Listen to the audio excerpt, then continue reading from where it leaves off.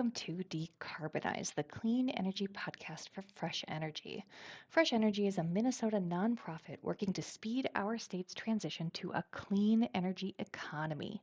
My name is Jo Olson. I'm the Chief Communications Officer here at Fresh Energy, and today I am really excited to share with you a guest podcast episode that is just really special. So, earlier this year, a group of students from the University of Minnesota's Institute on the Environment set out to discuss how federal funding uncertainty has impacted Minnesota programs, including the Solar on Schools program, our Minnesota Climate Innovation Finance Authority, also known as MNCFA, and renewable energy development across the state.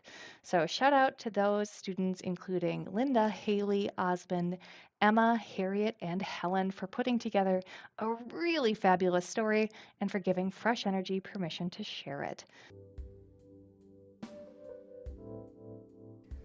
Uncertainty. A fitting word to describe many of the shifts and changes we're seeing on the federal level regarding clean energy funding, specifically for the state of Minnesota. With daily news, mass federal funding freezes and unfreezes, and changing mandates, it can feel pretty overwhelming to try and navigate it all, and especially alone. With information and headlines shifting each day, how can we possibly navigate the changing landscape? Myself, Helen Grote, an undergraduate student at the University of Minnesota, along with 5 other U of M students, collaborated with the Institute on the Environment and Fresh Energy to seek out the answer to this question and many others, incorporating interviews from government voices and community leaders involved in renewable energy work here in Minnesota. In the first segment of this podcast, Hariette Ngam and Linda Lubi will walk you through some background on key areas of clean energy funding, as well as speak to their uncertainty. Next, Osman Jermusek will give insight into what we might look to expect for the road ahead of us. And finally, Haley Deans and Emma Kapinus will shed light on what we can still count on, and the work that continues to be done in the face of uncertainty. Hello guys, my name is Hariette. I am one of the leaders for IONE and Fresh Energy. I'm an undergrad student studying environmental science with a GIS minor. Hello, my name is Linda Lubi. Currently, I am a graduate student at the University of Minnesota's Humphrey School of Public Affairs, pursuing a Master's of Urban and Regional Planning. I am also a research assistant at Fresh Energy, where I have been looking into the impacts of environmental policies across the state of Minnesota. We'll be covering background on some significant funding programs for clean energy-related projects across the state, as well as areas of federal funding uncertainty. We interviewed Pete Lindstrom, a manager of public sector and community engagement with the Clean Energy Resource Team. He leads outreach and educational efforts to local government on energy efficiency and renewable energy improvements. Minnesota itself has no shortage of programs, fundings, and initiatives geared towards renewable energy sector. The state is one of the leaders in the Midwest for renewable energy production, with the recent passing of clean energy law requiring carbon-free electricity as early as 2040.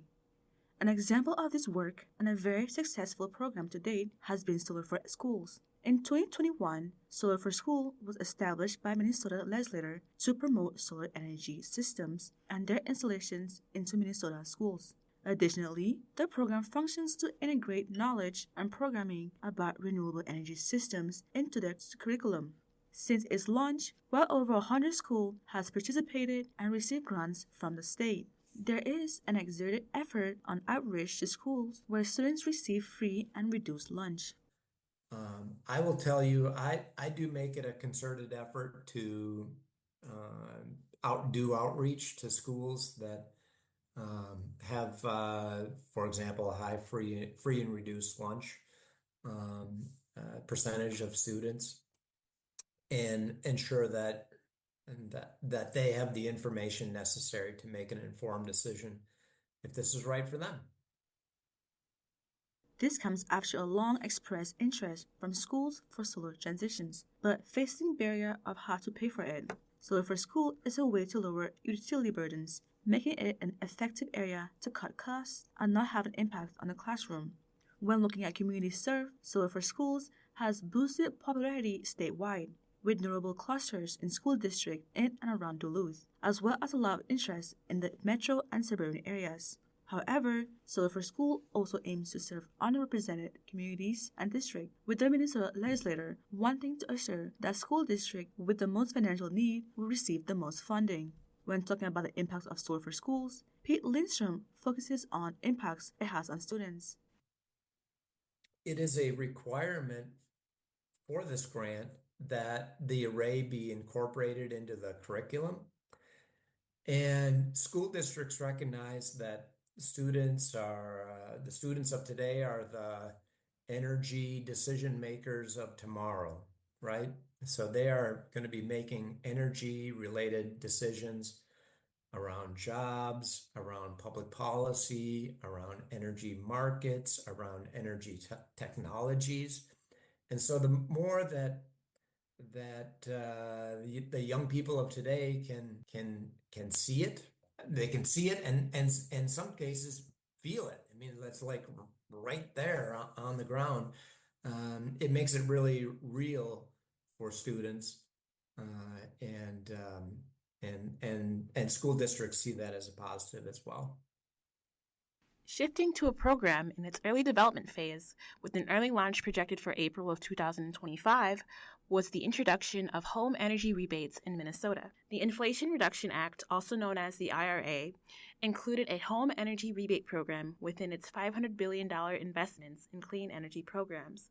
The Home Energy Rebates Programs and the Home Electrification and Appliance Rebate Program, known as HOMES and HERES, aimed to help American homes input home energy retrofits, increase efficiency, and lower energy bills. Additionally, the Minnesota legislature had added approved funding for heat pump rebates and electric panel upgrade grants.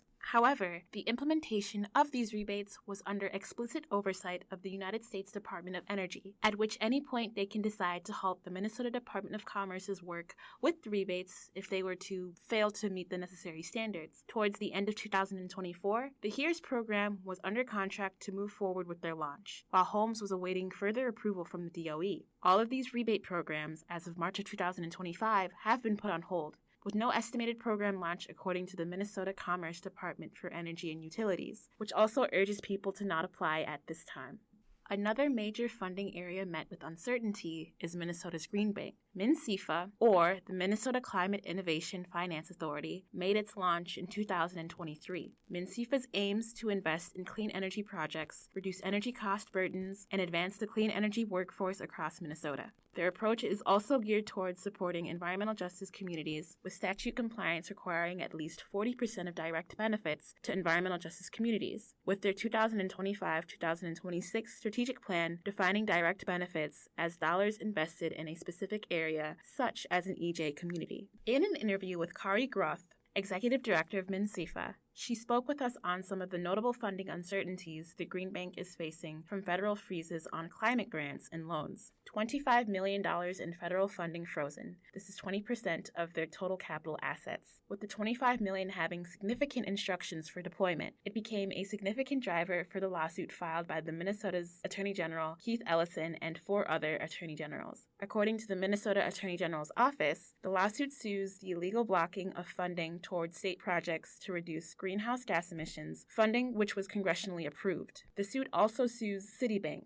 the bank holding the federal funds, to ensure that they are released. MnCEFA was awarded money from the Greenhouse Gas Reduction Fund, known as GGRF, through a subgrant from the Coalition for Green Capital. The funding itself is a product of the Inflation Reduction Act, which can only be legally repealed through an ask from Congress. GGRF grants themselves have a financial agent agreement between Citibank and the U.S. Department of Treasury. In addition to them being authorized by the IRA, the GGRF funds are administered by the U.S. Environmental Protection Agency. But as of mid-February of this year, EPA's new lead administrator, Lee Zeldin, has pulled back from the grants. The grants aim to finance clean energy projects across Minnesota, especially in low-income communities. As of March, a federal judge had blocked the administration's and EPA's attempts to terminate the GGRF grants, but the funds remain at risk and immobilized. Similarly, MnCEFA had a $24 million transfer from Commerce for Solar for All funding, another program under the IRA, which was only just recently unfrozen at the time of this recording. Solar for Schools did pass through the state legislature and only expanded as time went due to popularity and demand. This program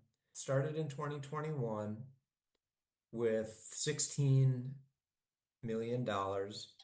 And then in 2023, because of its popularity, the legislature allocated $29 million. So that's really helped. Keep it going.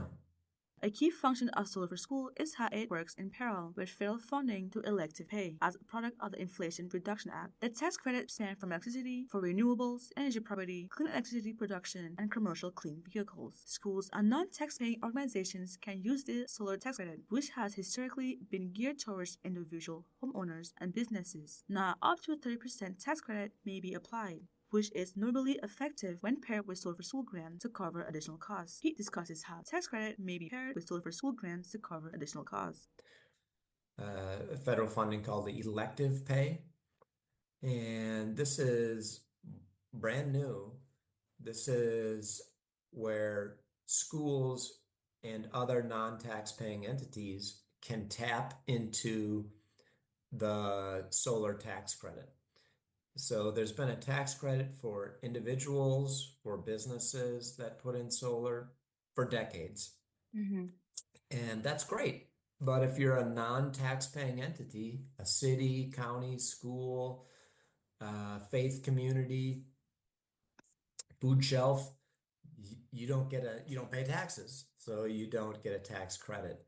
And so through the Inflation Reduction Act,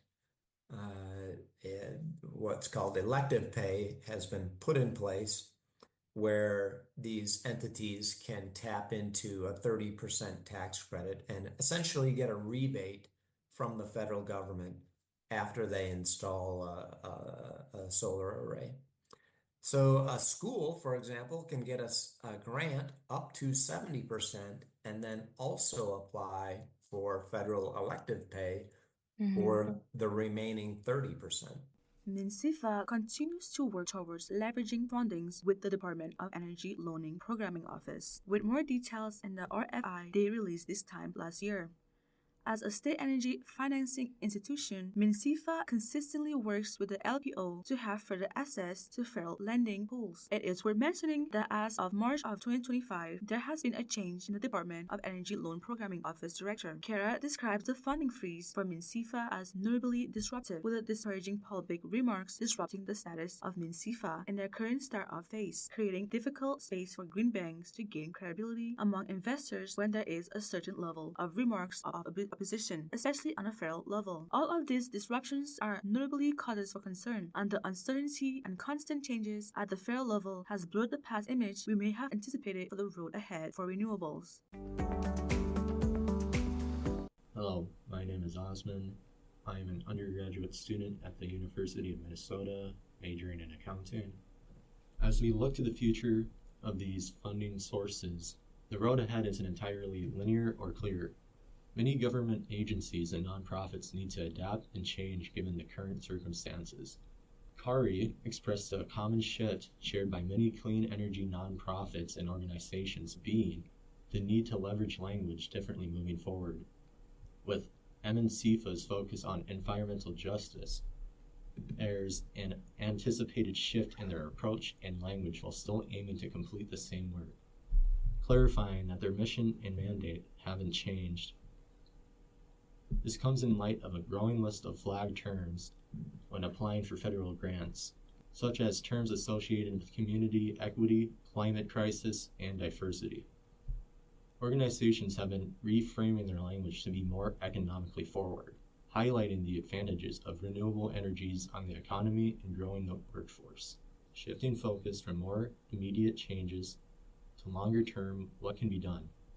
Kari noted the struggle of continuing to advance in the phase that you're in, but crawling not to the next. Presumably, projects already underway will continue to move, but tasks and initiatives for the foreseeable future remain uncertain or unclear as to whether or not they'll receive substantial federal funding support. As of current, the goal for MNCIFA moving forward is to continue to build a durable, long-lasting, well-guarded state agency. And while this need to shift and re-strategize is certainly common among many working in environmental-related work, there are many who aren't as concerned about the future of their work as one might anticipate given these current circumstances. I think schools certainly will be putting in solar from here on out. I don't see any end in an interest in schools putting in solar. uh, Pete Lindstrom has worked very closely with the Solar for Schools program since its inception. When asked about the uncertainty of the program and its future moving forward, he was notably much more assured of its continuity, at least in some capacity or shape. Having seen the success of the program continue to grow, he expressed how local governments and schools are still interested in energy efficiency, with grant incentives broadly helping local governments carry out these types of projects and support for renewables being largely bipartisan over these recent years. When looking towards the future of a clean energy workforce, Minnesota has some of its fastest growth in this sector, with a growing and fruitful economy being a compelling factor in its implementation. There are so many choices on the horizon, from jobs to markets to tech choices. Pete stressed the fact that Solar for Schools helps showcase these opportunities in their curriculum early on, giving them hand-on experience with renewable energy sources, which ultimately makes it a very real, tangible prospect for their future. That we will continue to be here and continue to do the good work that we've been doing.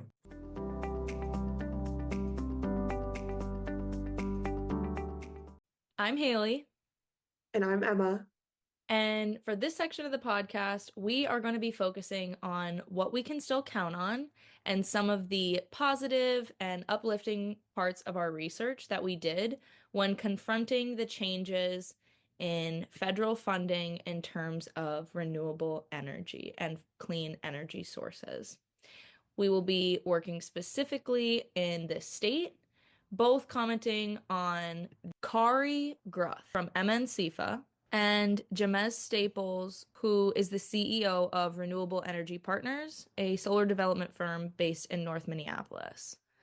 Do you want to talk more about your Jermusek Staples interview and what you were able to learn from that? Yeah, I think it was a wonderful experience. He seems like a very passionate person. And from what he described to us, his goal was to help work on building a sustainable community while also fighting against poverty.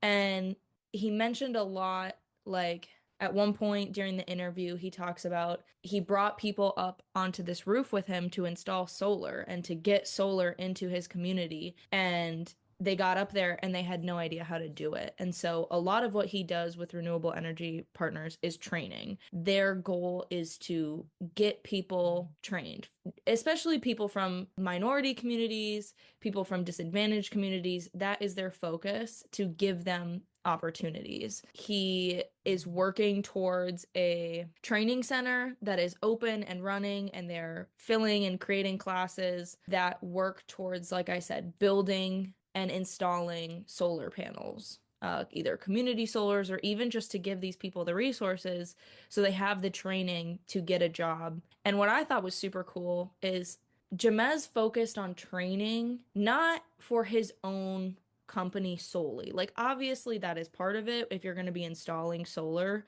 you want your workers trained, you want your community trained on how to do that. But it seemed like the bigger picture was giving these people the tools, so even if they left their community, if they wanted to help out another one, they had the tools, they had the resources. The training center also had HVAC and AC unit training, so like how to install one of those, which I thought was super cool. And then they had classes similar to what you would see on the U of M campus. The class that was going on while we were there, I believe, was talking about geology. We only saw the classroom for a couple minutes, so I'm sure it was more in depth than that. That's super great to hear that people are out there doing the work of educating communities on such important information. Do you want to talk more about how he's feeling regarding the new administration funding for renewable energies? Yeah, I think something that he was very motivated on and that he spoke very eloquently with was that renewable energy is still very new to the table. And so when he started Renewable Energy Partners, it was kind of unheard of. And so you have to take that leap. A business, renewable energies is a business, and he made it very clear that there's never going to be certainty in any business, in any venture that you make. There's always a chance that something could go wrong. There's always a chance that something could change. There's always going to be uncertainty. There's always going to be ups and downs. This is just one of those things, one of those moments. And he kind of gave the impression of we're rolling with the punches. we can't stop now. We can't slow down. We have to accept that it might not be as easy, but that doesn't mean that there is not a way to go forward. And it was super wonderful to get to hear him speak about this and be so unfazed. I know a big thing that might be worrying residents of Minnesota these days is how renewable energy is going to continue to be implemented in the state, especially with all these federal funding changes. But as Jermusek told us, we have great opportunities on the business side of renewable energy, on the state side with the Green Bank, MNCFA, and we've been promoting and going towards a more renewable future for a long time. So just because some funding got frozen, some funding might not happen, there are still plenty of projects in the work. This solar gardens that Renewable Energy Partners is doing, and Jermusek made it very clear that they're not slowing down. They're going to continue their work. They are a for-profit organization, but they work alongside a bunch of nonprofits, really trying to unite their community. So I would say a big thing for all Minnesotans and everybody interested in the future of renewable energy is to keep going. Don't get bogged down by the uncertainty of federal funding, because there are so many other avenues and so many people that are still working towards this. So finding those avenues, finding that spark within your community and helping other communities is still very much alive and present. Another thing that I will just comment on quickly with Jermusek was his training center took 10 years to make. So I think a big part of being open to change is it's going to see through multiple administrations. It's going to see through multiple changes. That does not mean that it's going to get stopped or roadblocked. It's kind of just a roller coaster. You're going to have highs and you're going to have lows, but the energy community is kind of a constant. We need more energy. We're looking for ways to get cleaner energy. So that innovation is still very much present, and I think we're very lucky to see here a lot of in Minnesota. MNCFA is still in the startup, so they can take this time to really get their feet underneath them and figure out their plan of action for the future and how to prevent federal administration changes from causing huge disruptions on a state level as best as possible. In the light of federal changes, Minnesota is still attempting to remain with some normalcy, and there are still plenty of projects going forward and still plenty of things, again, that residents can count on.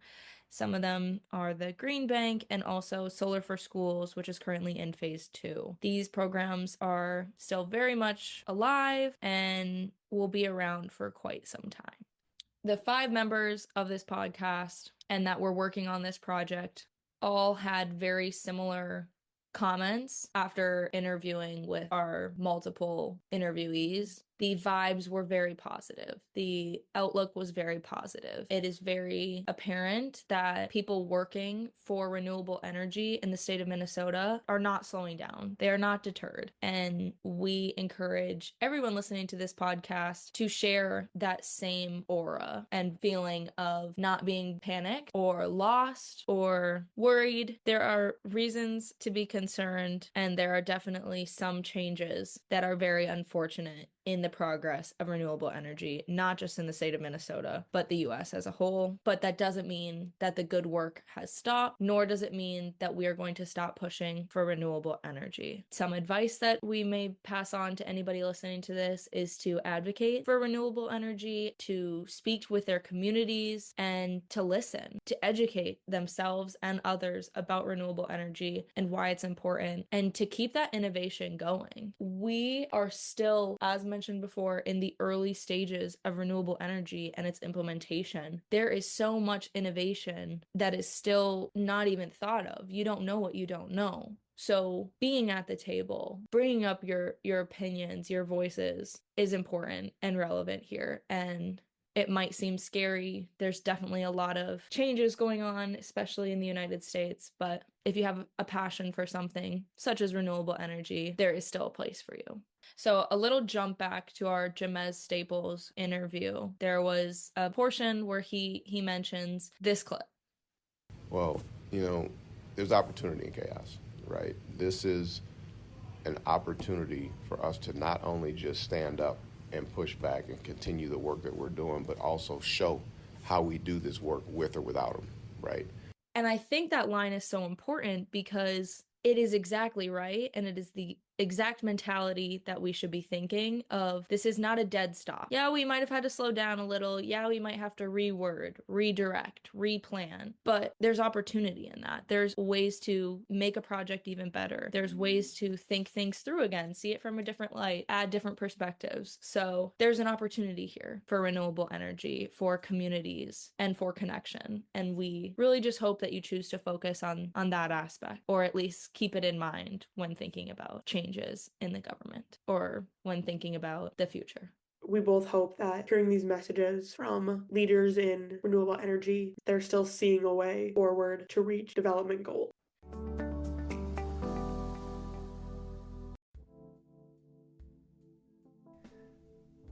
We hope you enjoyed our podcast on the impact of uncertainty regarding the federal funding landscape for clean energy, and gained as much insight as we did from the voices shared today. In the midst of a lot of unpredictability on the federal level, it's important to look forward to and stay engaged in the work that continues to get done by state and municipal governments, as well as by nonprofit and community leaders. If we know one thing for certain, it's that Minnesota will continue its work in the clean energy space. It will continue to engage in community programming, accessibility, and workforce development, and it will continue to look for new ways to innovate and advance technologies, especially towards a decarbonized future. And while there is undoubtedly more uncertainty that lies ahead of us, we can expect to adapt to those changes too. In many ways, our collective experience is reminiscent of the story Jamez had shared with us. We're all on this one huge roof together, inviting others to join in the work towards a renewable energy transition, while continuing to advocate for its importance. The future of energy is clean, and it's not going anywhere. Thanks for listening.